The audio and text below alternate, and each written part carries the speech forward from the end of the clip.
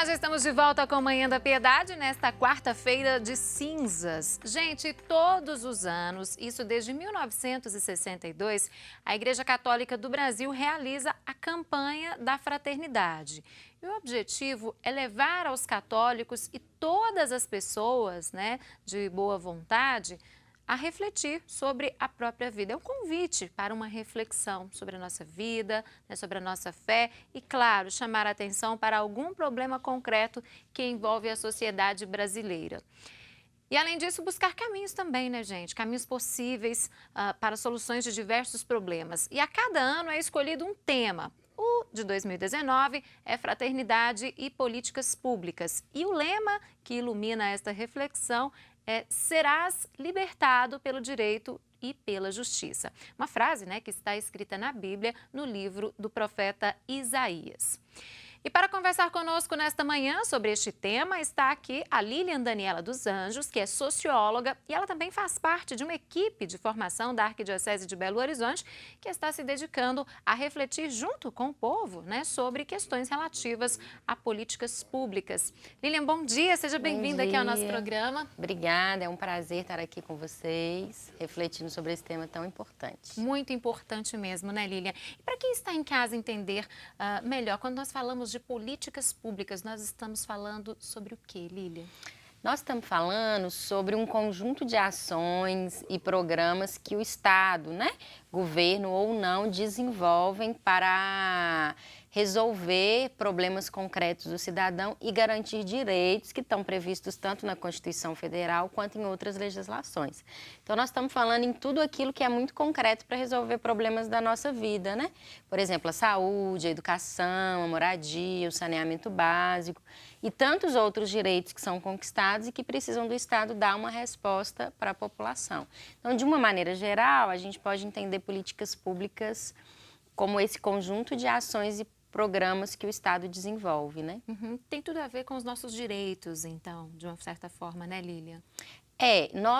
Os direitos da população e quem deve garantir esses direitos? O Estado, Então, assim, esses direitos são legalmente garantidos e a gente luta para que o Estado garanta, então, direitos através da execução de políticas, programas, projetos, E também para que os nossos impostos, eles sejam revertidos em políticas igualitárias e que garantam uma melhoria na qualidade de vida das pessoas.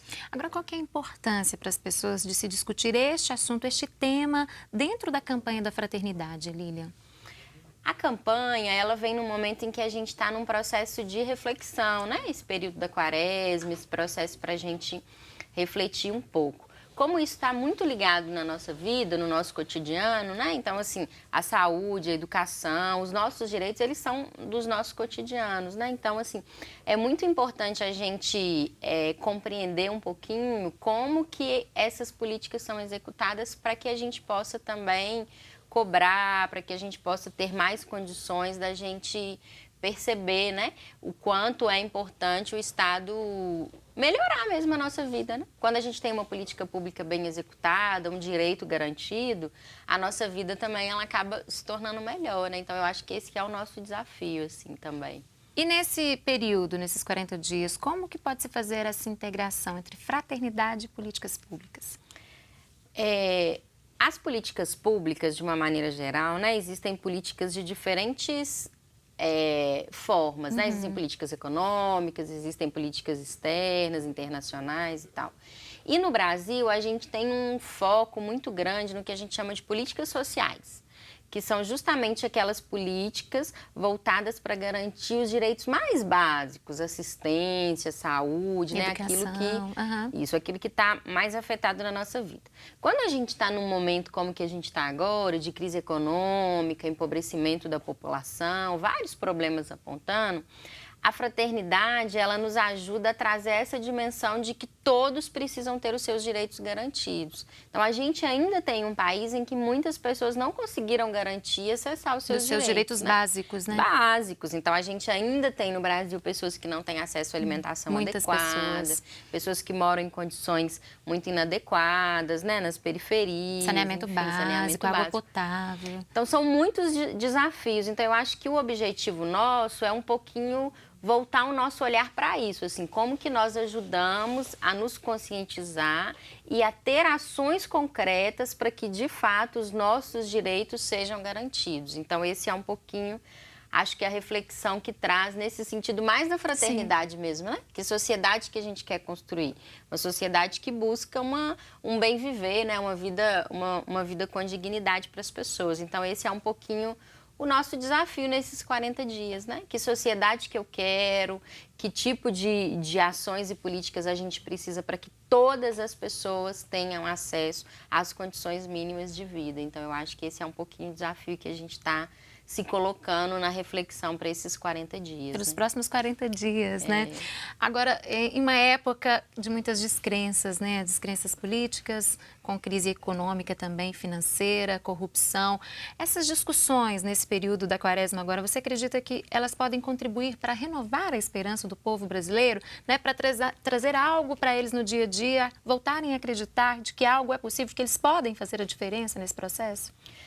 Tem um aspecto muito importante das políticas públicas que eu acho que ele reflete assim na participação popular, né?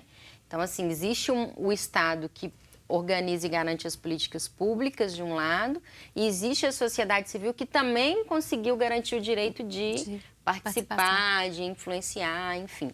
Então, eu acho que esse momento que a gente está vivendo de descrença nas instituições, ele é um desafio que, principalmente para nós cristãos, ele deve ser muito refletido, né? Assim, essa semana mesmo eu estava lendo um livro, um texto que falava um pouco disso, assim, do profetismo necessário nesses momentos de descrença, né? Então, assim, é a gente se reinventar, é a gente organizadamente, de maneira coletiva e buscando formas da gente perceber que esses processos de descrença, eles não vão se resolver só pelas instituições que estão dadas. Eles vão se resolver, sobretudo, se nós tivermos clareza do nosso papel, da forma da gente se organizar, né? Então, assim, a gente garante os nossos direitos lutando por ele. Nenhuma grande transformação na sociedade foi possível sem pessoas organizadas para provocar mudanças necessárias, né? E eu acho que esse momento que a gente está no Brasil também não é diferente. A gente só vai conseguir mudar um pouquinho esse processo quando a gente tiver participação efetiva das pessoas, né? Tanto no controle dessas políticas, mas também principalmente partindo do pressuposto que direitos são garantidos a partir do momento que a gente se organiza e luta por eles. Agora, de que forma essas pessoas podem participar, podem lutar, podem se organizar nesse período, né? Até para contribuir de uma forma mais integral com essas discussões? Nós temos uma história da igreja no Brasil que ela sempre foi muito comprometida em ajudar a garantir direitos e políticas públicas básicas. Por exemplo, a política pública da criança e do adolescente, né, que tem todo um conjunto de legislação que garante isso, ela foi muito reflexão, por exemplo, da pastoral da criança, né? Na garantia, por exemplo, da alimentação, na garantia dos direitos básicos. A política de segurança pública, ela é influenciada muito pelas reflexões da pastoral carcerária. Então, a igreja, de um modo geral, ela ajudou muito nessa reflexão de como é importante a gente construir políticas públicas efetivas e de longo prazo que transformem a vida da população.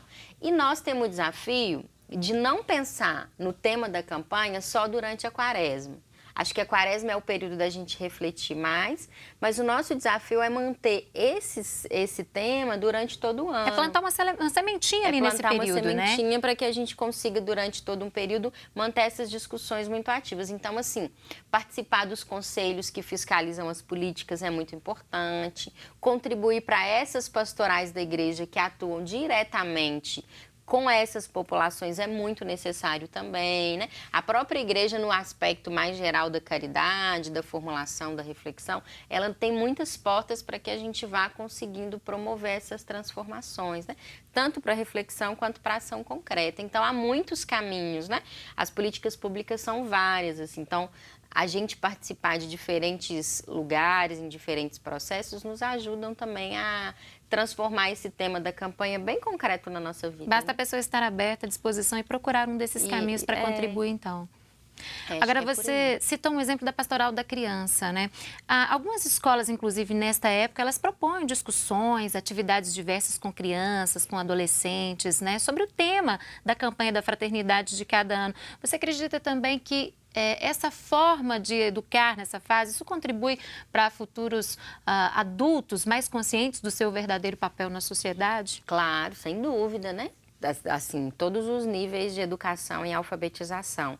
Porque a reflexão da política pública, ela também precisa passar para a gente entender o que é o Estado, como que o Estado brasileiro se organiza, o que é o papel dos nossos poderes, como que a gente foi se construindo enquanto nação, por que nós ainda temos níveis grandes de desigualdade, né? E esse entendimento é fundamental para qualquer tipo de ação, esfera, né? E principalmente para entender, né, o que é o Estado brasileiro, como que essas coisas se organizam, porque de fato esses temas não são muito do nosso cotidiano, né? Então a gente precisa tornar essas reflexões mais permanentes, a gente precisa ter pessoas que consigam compreender essa estrutura mais geral para que também possam ser mais conscientes, exigir mais, cobrar mais, até compreender o aspecto mais geral de como que essas políticas funcionam. Então, assim, é muito importante a gente inserir numa discussão mais crítica mesmo, mais aprofundada sobre esses aspectos em todos os lugares, nas escolas, nos grupos, nas reflexões. Então, todos os lugares são possíveis.